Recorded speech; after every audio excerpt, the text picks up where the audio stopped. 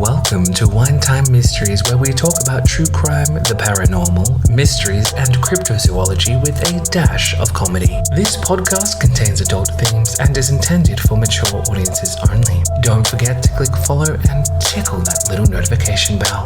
Now, find a comfy spot. We're about to start today's episode.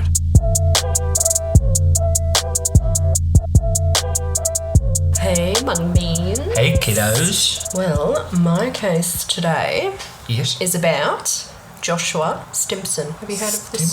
Stimpson? No. Yeah. Funny you say Stimpson, because there are pythons called Stimpson's pythons. Yeah. Aren't there? Yeah. Oh, that's interesting. Let me take you back a little. You're throwing it back? No, not that. Oh. Yeah. It's 2016. Holy shit, can you believe that was 6 years ago? El Chapo was recaptured.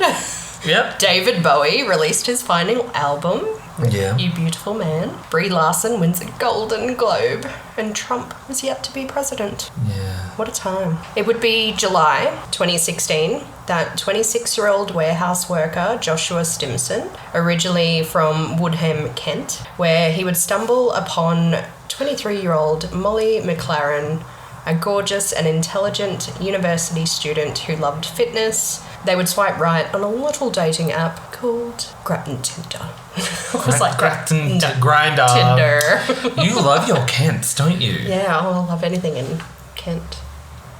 Josh was around 9 miles from Molly and seemed to be the perfect boyfriend material. They would bond over exercise and also the mental health struggles they both had. Joshua had bipolar and unfortunately would later use this as an excuse to stay close to Molly, but we'll get into that later. Now, Molly had never actually had a long-term boyfriend before, like nothing more than 6 months. Ain't nothing wrong with that as well. You do you. Now, Josh had claimed he'd never had a girlfriend before, so another nice little thing in common, you could say. In one message from Molly on July 31st, 2016, she wrote, "Can we pretend we have known each other a bit longer and haven't just been speaking a few days? I think we should take our relationship to the next level." That's a bit cute. Just, young love. Young love. No, I don't want to say What would the next level be if y'all are already like fucking?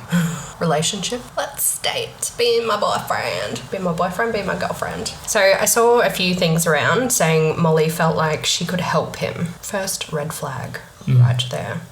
Because once again, not everyone can be helped, as harsh as that sounds. It's true. So the two would talk back and forth a fair bit and wouldn't actually meet up in person until November 2016. Like, she was just being careful, meeting someone on the internets. Now, once they met up in person, things started to kind of catapult. That same month, Molly introduced Josh to her parents. Molly's mother stated, "If Molly liked him, then my husband and I would like him." Mrs. McLaren was a little apprehensive at first with Josh having bipolar, but later stated in court that she never witnessed any sudden mood changes or anything like that. Now, another red flag, not long after they started dating, Josh quit his job. Oh.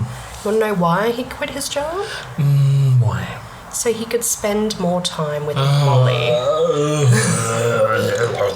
Yeah. Molly's mum would later state that this made Molly absolutely livid, which I don't blame her. He's a 26-year-old man. Get a job. So by this time, Molly is starting to see this controlling and immature guy, who just quits their job, no income to spend, just more time with someone. No, that's weird. He would just show up at Molly's house as well, even if she wasn't expecting him or told him not to. Because, why not? Who cares? Josh had once sent a text saying, "It's unfair me wasting hours of my weekend sat on your bed in silence." To which Molly replied, "I didn't make you stay yesterday, you psycho."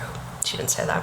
That was her, this conversation had happened because she was studying that weekend and he had to be there to help her study, but then complained about it later. Red flag. One friend stated anytime they had a disagreement that came up, "You must spend time with me because I'm having an episode." That's what he'd use on her. So starting to see some changes in Josh now, obviously. So January 2017, Molly introduces Josh to one of her close friends, Amelia. Amelia would do workout videos with Molly and the two were pretty close. Now, the meetup happened at a gym session in Catham?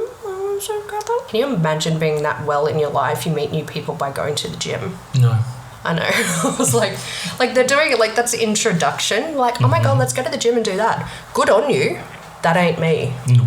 Now, Amelia, being such an amazing friend, starts to get some weird vibes from Josh, putting her on edge. He wasn't overly chatty to her, and meeting the best friend can, always be a bit tricky. Kind of sounded like she didn't like him from the get-go because she was just like, Amelia said she made a joke about something, and later in the day, Josh was texting Molly he was just trying to create an issue between the two of them. Like, no, we're best friends, it's fine. Now, another red flag. She never met any of his friends. Not one. Because they didn't exist. Probably a reason. Around this time, Molly would start sharing some text messages with Amelia where it showed Josh would tear her down and start to make her question her worth, pretty much. Obviously, by now the cracks are definitely starting to show. This guy was just becoming possessive as fuck. And I mean, they'd only been dating for under 6 months. Like, no. By March 2017, Josh was in full isolating, controlling, and manipulating Molly mode. It would be this time that Molly had finally had enough and went to end things with Josh. I mean, you can already tell this would not have gone down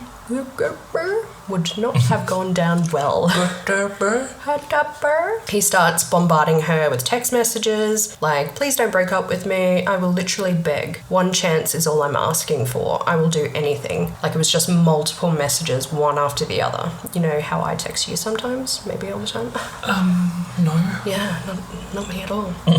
Unfortunately, after a few weeks' break, Molly would take back Josh, much to the disagreement of her friends. It's one of those things, like, you can only help to an extent in the way, like, they've got to be able to make that decision on their own. A friend would mention that Molly just felt sorry for him, in a sense, and that's why she took him back. Of course, like they always do, his shit started back up with the inviting himself to places when he wasn't inviting and just being awkward. So embarrassing. April 2017, Molly and her family went to London to support Josh running the London Marathon with his brother. Josh's parents would say that Molly was such a good influence on Josh and that Molly pushed him to think about his future, which they loved. Unfortunately, later that night, an argument broke out, to which Molly called her mum to their room and said, "You won't believe what he's done." Molly stated, "He's been recording me and videoing me." So let's add another red flag to this piece of shit. In what I'm sure it'll come out later, but in what context? Like filming without her knowing. So stalking. Pretty much, yeah. Molly's mum said during all of this, Josh seemed cool as a cucumber, which is never a good sign as well. May 2017, they took a holiday together to Tenerife in hopes to fix whatever this mess was. Which, let me be clear, when someone is like this, you cannot fix them, you cannot help them. Why are you spending time alone with them? They need to want to and be able to take the actions to want to change and help themselves. Mm-hmm. Now, Molly would text one of her friends whilst on holidays saying, "Thought this stuff with Josh was going to pass, but it's not." Another message said, "It's the worst thing ever, help me." She also wrote, "Can't really talk about it till I'm home, but just dreading it." Friends later said as soon as she got home from the holiday, she was already ready to just end it with Josh. She was done. But it's a very dangerous line dealing with someone like this. So June 17, Molly and Josh attended a celebration in Maidstone with some friends. I like when I don't know, if I'm not sure how to pronounce a word, I'll just say it a fair few times, changing my voice instead of changing how I say it. Unfortunately, they had been arguing over Messenger for the last few days. However, they were still technically a couple. So an argument would break out and friends would say Molly just snapped. She'd had enough and broke up with him at the nightclub. Josh lost it, of course, and screamed in front of all her friends, "She's finished with me." Dramatic little bitch. Yeah. Is it me? Am I the drama? Is it me? Yeah, you are, Josh. Piece of shit. Molly would end up ceasing all communication with Josh and blocked him on all social media platforms. Fortunately, it doesn't end here because it just gets worse. So this would actually not be the first breakup that Josh had gone through. Remember how I told you he hadn't dated anyone before Molly? Bum, bum, bum. He had. Lies. All lies. Now, in 2013, he met a woman on Tinder. They went out on the town, to which Josh had told her not to talk to any men because he didn't like that. Red flag. This whole episode is me just going, red flag. Red flag. Red flag. And he breathed red flag. He was a man. Red flag. No. After their date, the woman received 25 missed calls from Josh. Another red flag. This is in 2013, the other girlfriend, right? Mm-hmm. In court, she would say that Josh would send her pictures of herself, asking why she was wearing a certain outfit, and the woman claimed she was not with Josh when he had taken the photos. Same MO. He's doing it again. He then started sending her abusive messages. One while she was on holidays saying, I'm going to fly out and drown you. He also contacted her ex saying that she had slept with his brother, like the ex's brother, to try and start shit. Sent her a picture of her back garden, even though she had not told him where she lived at all. Oh, and also slashed all the tyres on her car after telling her there's a surprise waiting for you when you get home. Red flag. I was going to say, it sounds like someone we know, the old slashing of tyres. Piece of shit. She would go to the police and report it, to which they called Josh. So, like, you're going to the police, I'm sorry, but this is like, the police really annoyed me in this case. She's claiming that someone is stalking her, slashed her tyres, so they fucking called him. And what do they...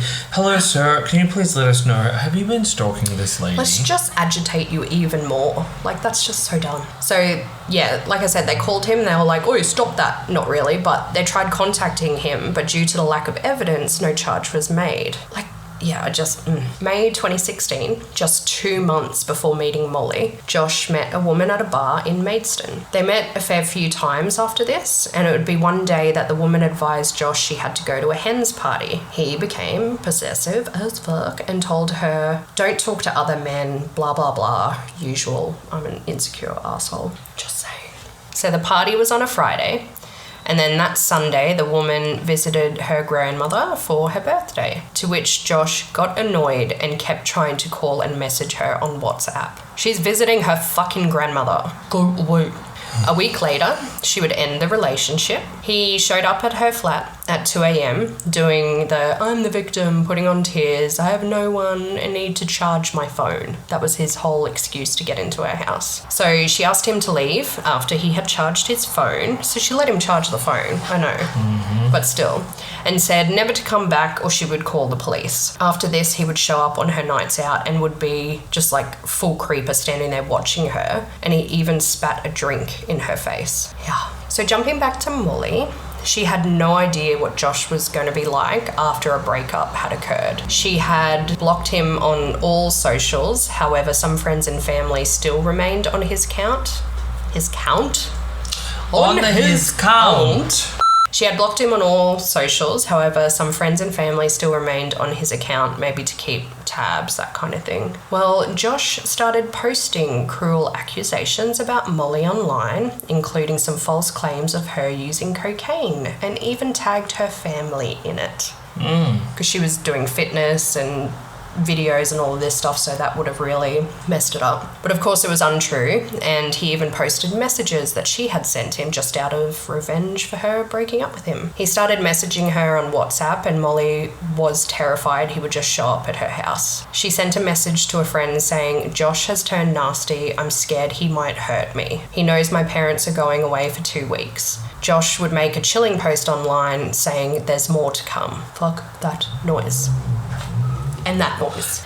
22nd of June, Molly decided to screenshot and print out all the abuse from Josh and head down to North Kent Police Station with her mum to report and seek advice on how to get the posts online removed. The police thought it would be an awesome idea once again to ring Josh, putting him on speaker in front of Molly and her mother. Like, are you fucking kidding me? A DV situation, and they're calling him with them there. Like, that's just disgusting. I'm sorry. So yeah, they issued him a warning about his behaviour. Molly's mother recalled that Josh was very calm, very collected, and quite cold, which is never a good sign. Nope.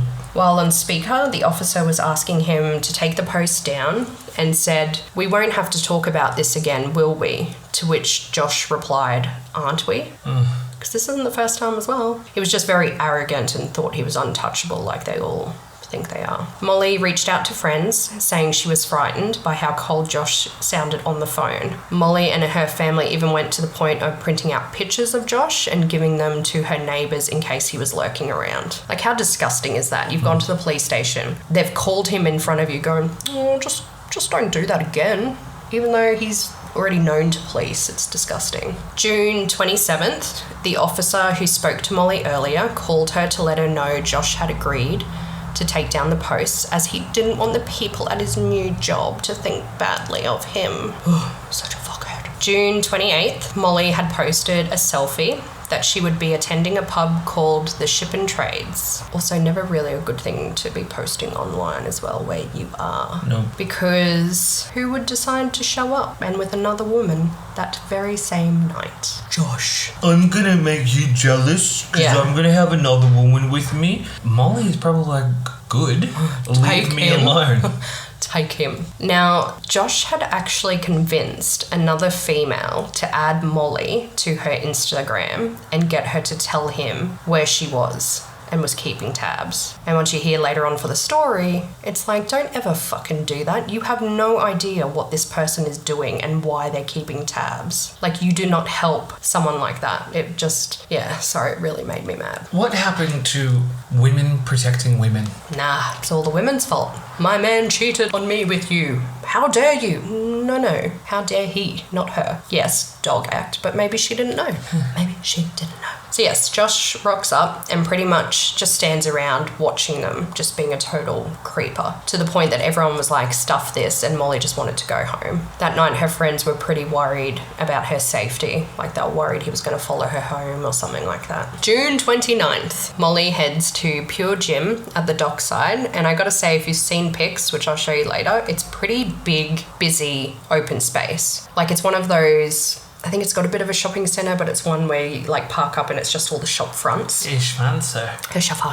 Anyway, she heads there to go film a workout video for her YouTube. When she sends this to her friend, a text message to her friend, what the fuck, he's just turned up and come right next to me. Josh randomly found her at the gym, and there is footage of this and it's just creepy. Like, it's pretty much just them two in the gym. Like, it's, I've got to show you later. It's not gruesome, but it's just very chilling. It's unsettling. Yeah, like he keeps staring at her and it's just, You also see him go to enter the room originally, and he looks in to where Molly was, turns around, starts walking down the stairs as if he was leaving, and then he stops, and it's like you watch him psych himself up, because then he just proudly turns around and walks back in, like no hesitation, just does it. So Molly obviously confronts him after a few texts to her friends and asks why he's not at work, and he's all like, it's none of your business. Like, mate, you found her last night and now you show up this morning? No. Now, friends would ask Molly, how does he know you're there? Did you post anything on social? She said no one could have known I was here,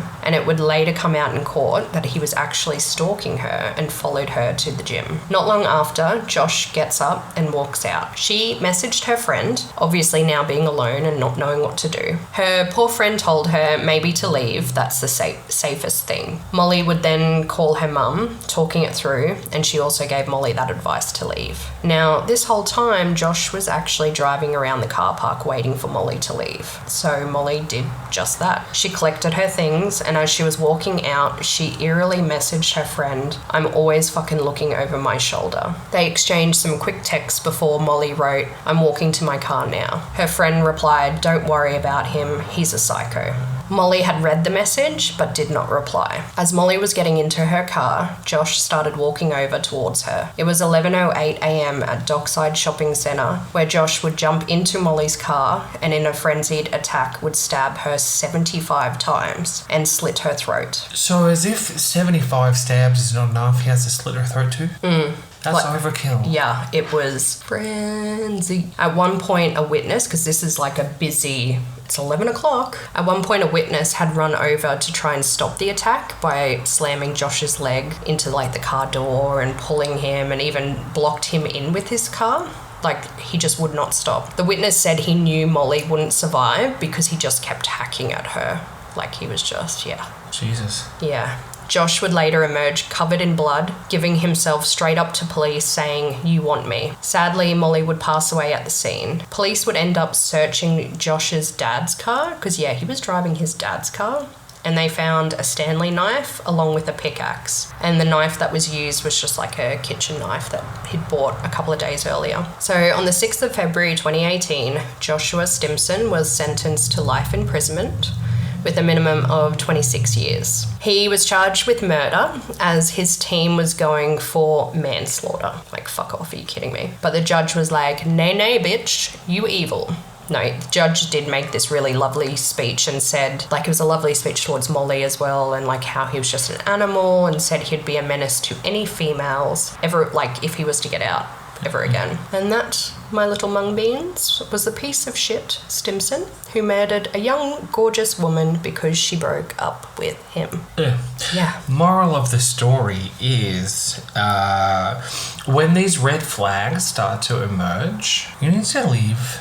Yeah, it never gets better. And unfortunately, when you are in that loved up situation, it can be a bit easy to not look at the red flags properly.